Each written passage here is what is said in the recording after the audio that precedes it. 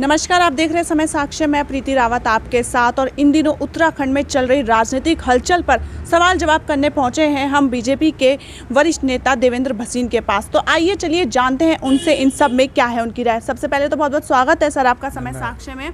जी, सबसे पहला सवाल तो हम इसी को लेकर करेंगे जो अभी हाल फिलहाल में क्रम चल रहा है UKSSC को लेकर, जो लगातार युवा सड़कों पर है। धामी सरकार के कहे तो मुर्दाबाद के नारे लगाए जा रहे हैं। उनका कहना है कि राज्य सरकार ने उनके साथ धोखा किया है, उनकी मेहनत पर पानी फेर रहा है। इन सब पर आप क्या कहेंगे?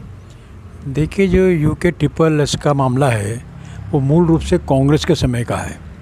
कांग्रेस के समय में भारतीय जनता पार्टी ने इस मामले को उठाया था, लेकिन उस समय कांग्रेस के मुख्यमंत्री श्री हरीश रावत ने कोई कार्रवाई नहीं की और ना ही कोई FIR लॉन्च कराई थी। हमारी सरकार के समय जब मुश्कर सिंह धामी जी प्रदेश के मुख्यमंत्री बने तो इस मामले का खुलासा किया गया और एक के बाद एक परतें खुलती गईं और इसमें जहां परीक्षाएं रद्द की गई वहीं बड़े बड़े अधिकारी जो हैं जेल में इस समय हैं।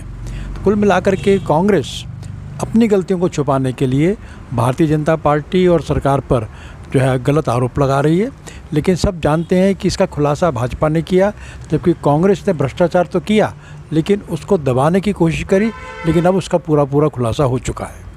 युवाओं से हमने बात करी है तो युवाओं को कहीं ना कहीं काफ़ी उम्मीदें भी हैं धामी सरकार से। उनका कहना है कि वो उनके साथ अन्याय नहीं होने देंगे, लेकिन कहीं ना कहीं जो UKSSC का फैसला आया था, 3 परीक्षाएं जो दोबारा कराई, उस पर उनका विश्वास कहीं डगमगा गया है कि उनकी जो मेहनत थी उस पर पानी फेर दिया गया है। दोबारा से परीक्षा देने में समय लगेगा, वही सब दोबारा होगा। इस पर क्या कहेंगे? देखिए, जो परीक्षाएँ रद्द की गई हैं उन्हें लोक सेवा आयोग को दिया गया है उनका संचालन करने के लिए, और लोक सेवा आयोग ने बाकायदा उन सभी परीक्षाओं का कैलेंडर घोषित कर दिया है और लोक सेवा आयोग को लेकर के सभी में विश्वास है। तो हम समझते हैं कि लोक सेवा आयोग के द्वारा जो परीक्षाएं कराई जाएंगी वे अपने आप में ठीक होंगी। और इसके अलावा जो आयोग है अधीनस्थ चयन सेवा आयोग, वो अपना कार्य तब प्रारंभ करेगा जब अपनी वो व्यवस्थाओं को पूरा दुरुस्त कर लेगा। माननीय मुख्यमंत्री श्री पुष्कर सिंह धामी जी ने बहुत सीधे शब्दों में कहा है कि अब किसी प्रकार के परीक्षा में गड़बड़ी करने की कोई सोच नहीं पाएगा, क्योंकि जो भी करेगा उसके साथ सख्त व्यवहार हुआ है, कड़े से उसके कार्रवाई हुई है और आगे भी अगर कोई ऐसा कोशिश करेगा तो उसको भी कड़े और गंभीर परिणाम भुगतने होंगे। तो निश्चित तौर पर चाहे लोक सेवा आयोग परीक्षाएं कराए, चाहे आने वाले समय में अधीनस्थ चयन सेवा आयोग कराए, परीक्षाएं बिल्कुल पारदर्शी होंगी और युवाओं के साथ किसी प्रकार का अन्याय नहीं होगा। इसके अलावा मुख्यमंत्री जी ने कहा है कि इस साल हम 20,000 और सरकारी नौकरियां युवाओं को देंगे, तो निश्चित तौर पर ये अपने आप में एक उत्साहजनक बात है। इसके अलावा माननीय प्रधानमंत्री श्री नरेंद्र मोदी जी के नेतृत्व में पूरे देश के अंदर 1 वर्ष में 10 लाख नौकरियां देने का जो अभियान चल रहा है, उसके अंतर्गत भी उत्तराखंड के युवाओं को उसका फ़ायदा पहुंच रहा है।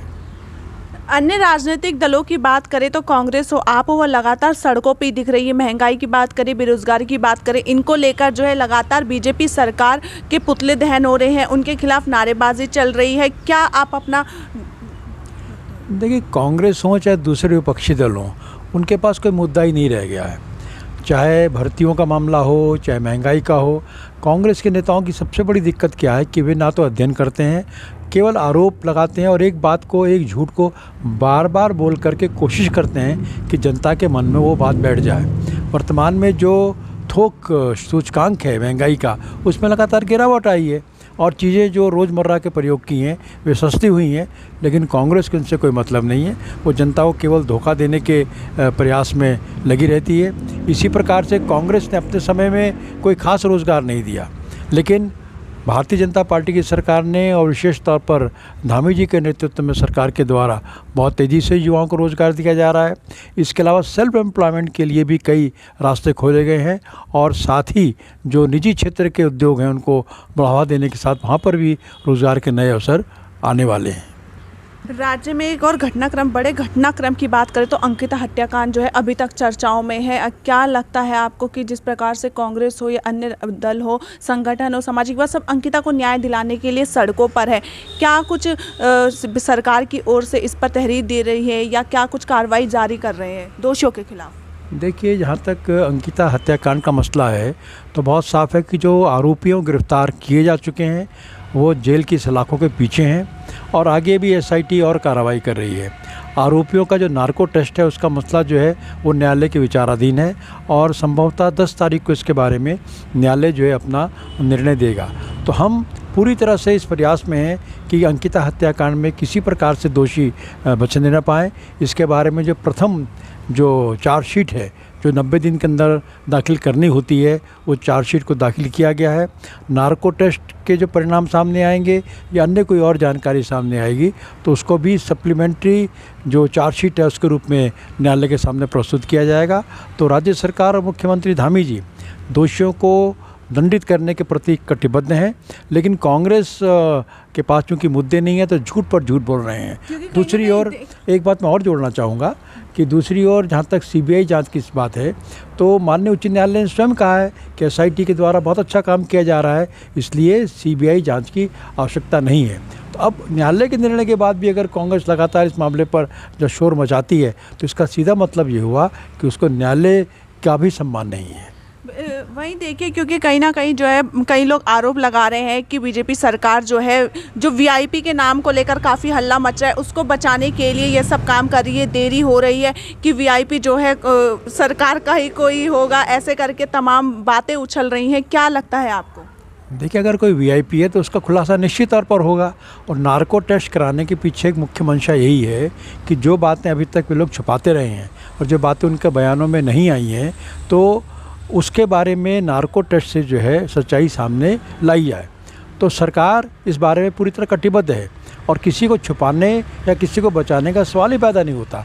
अगर बचाने की बात होती तो ये तीनों आरोपी जिनके बारे में कहा जाता है कि वे भाजपा से संबंधित परिवार के हैं, जेल के पीछे क्यों होते?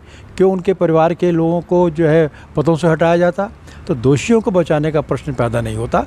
निश्चित तौर पर जो दोषी हैं वे दंडित किए जाएंगे, प्रक्रिया चल रही है, लेकिन कांग्रेस चूँकि मुद्दा विहीन है इसलिए केवल और केवल शोर मचा करके वो समाज में एक प्रकार से भ्रम पैदा करने की नाकाम कोशिश कर रही है।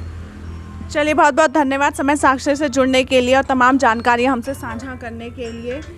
ये थे हमारे साथ बीजेपी के वरिष्ठ नेता एवं पूर्व उपाध्यक्ष देवेंद्र भसीन जी, जिन्होंने तमाम मुद्दों पर अपनी राय रखी और राज्य में चल रही हलचलों के बारे में भी जानकारी साझा करी। ऐसे ही अन्य जानकारियों के लिए देखते रहे समय साक्षी। मैं प्रीति रावत अपने सहयोगी विजय के साथ।